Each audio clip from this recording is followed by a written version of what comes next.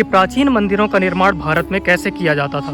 देश का एकमात्र ऐसा मंदिर है भोजपुर का मंदिर कि मिस्र के पिरामिडों का निर्माण भी इसी तरह से किया गया था। शिखर में बड़े विशाल पत्थरों को प्रयोग किया गया था निर्माण के समय में। उसमें 80 टन का पत्थर ऊपर शिखर में स्थापित है, लगभग आधा किलोमीटर दूर से स्थित है यहाँ से।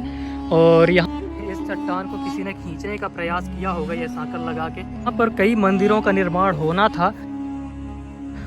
दोस्तों, जब पुराने मंदिरों को देखा जाता है और उनमें प्रयोग बड़े बड़े विशाल पत्थरों को, विशाल चट्टानों को देखा जाता है, तो सबके मन में एक ही सवाल आता है कि आखिर इन विशाल चट्टानों को, इन विशाल पत्थरों को मंदिर के ऊपर तक कैसे ले जाया गया होगा।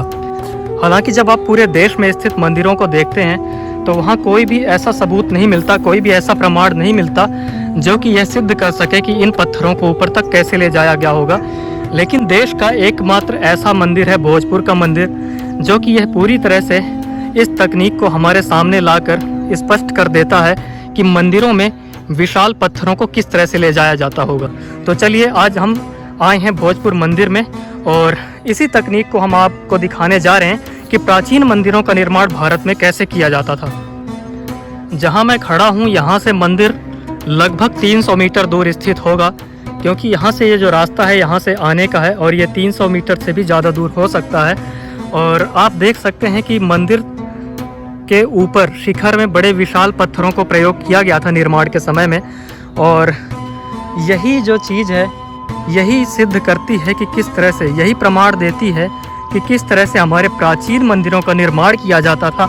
आप देखिए, मंदिर से बिल्कुल पीछे, लगभग मैं ये कह सकता हूँ कि आधा किलोमीटर पीछे से एक रैंप बनाया गया था, और जिससे कि पत्थर धीरे धीरे ले जा करके और मंदिर के ऊपरी हिस्से तक ले जाया जाता था। और उसके बाद वहाँ पर इन पत्थरों को व्यवस्थित किया जाता था और उसके कारण से मंदिर का निर्माण पूरा हो पाता था। तमिलनाडु में स्थित भगवान शिव का मंदिर जो है बृहदेश्वर मंदिर, उसमें 80 टन का पत्थर ऊपर शिखर में स्थापित है। तो सबसे बड़े आश्चर्य की बात लोगों के लिए यही है कि आखिर उस पत्थर को, उस 80 टन वजन वाले पत्थर को मंदिर के शिखर तक कैसे ले जाया गया होगा। तमिलनाडु के बृहदेश्वर मंदिर का निर्माण राजा चोल ने करवाया था, जो कि चोल वंश के प्रथम शासक माने जाते हैं। और वर्तमान समय में यह बहस छिड़ी है कि चोल हिंदू थे अथवा नहीं थे। लेकिन जब आप पूरे भारतवर्ष में, खासकर दक्षिण भारत में, जब आप उनके द्वारा निर्मित करवाए गए हजारों मंदिरों को देखते हैं, हजारों उन आकृतियों को देखते हैं, तो आप ये समझ सकते हैं कि वो सनातन धर्म से कितनी गहराई से जुड़े हुए थे।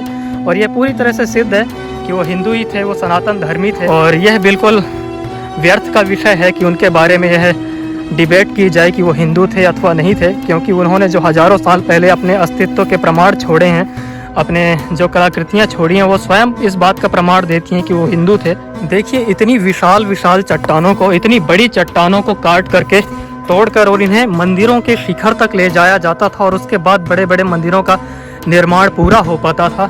देखकर आप अनुमान लगा सकते हैं कि यह कितना विशाल पत्थर है, कितनी विशाल यह चट्टान है। और ऐसी ही चट्टानों को इन रैंप के माध्यम से, यह जो दिखाई दे रहा है, इन रैंप के माध्यम से, यह मंदिर से लगभग आधा किलोमीटर दूर से स्थित है यहाँ से, और यहाँ से धीरे धीरे ले जाकर मंदिर के शिखर तक पहुँचाया जाता था। और इसी तरह से इन सभी मंदिरों का निर्माण पूरा होता था। यहाँ पर एक लोहे की ये सांकल पड़ी हुई है, संभवतः इस चट्टान को किसी ने खींचने का प्रयास किया होगा ये सांकल लगा के, लेकिन ये इतनी विशाल चट्टान को खींच पाना बिल्कुल भी संभव नहीं है। तो दोस्तों, इसी तरह से सभी मंदिरों का निर्माण किया जाता था। यहाँ तक कि मिस्र के पिरामिडों का निर्माण भी इसी तरह से किया गया था, बड़े बड़े रैंप बनाकर, जो कि कई किलोमीटर दूरी तक फैले होते थे, और उनके माध्यम से हाथियों और घोड़ों की सहायता से विशाल पत्थरों को ऊपर तक ले जाया जाता था और फिर यह निर्माण कार्य पूरा होता था। भारत का यह एकमात्र मंदिर है जिसमें यह रैंप बना हुआ है, और इसका यह कारण है कि इस मंदिर का निर्माण पूरा नहीं हो पाया था। इस मंदिर में और भी चीज़ें ऐड होनी थी, बहुत सारी चीज़ें जुड़नी थी, मूर्तियाँ लगनी थी, नक्काशियाँ बननी थी। और इस पूरे परिसर में, जो ये पूरा जंगल का परिसर दिख रहा है, यहाँ पर कई मंदिरों का निर्माण होना था। और किसी भी कारणवश जब इसका निर्माण पूरा नहीं हो पाया तो यह रैंप भी नहीं हटाया गया, जो कि आज भी इस बात का प्रत्यक्ष प्रमाण देता है कि किस तरह से प्राचीन इमारतों और प्राचीन मंदिरों का निर्माण किया जाता था। तो आप इसी तरह की रोचक जानकारियों के लिए बने रहिए हमारे साथ। धन्यवाद।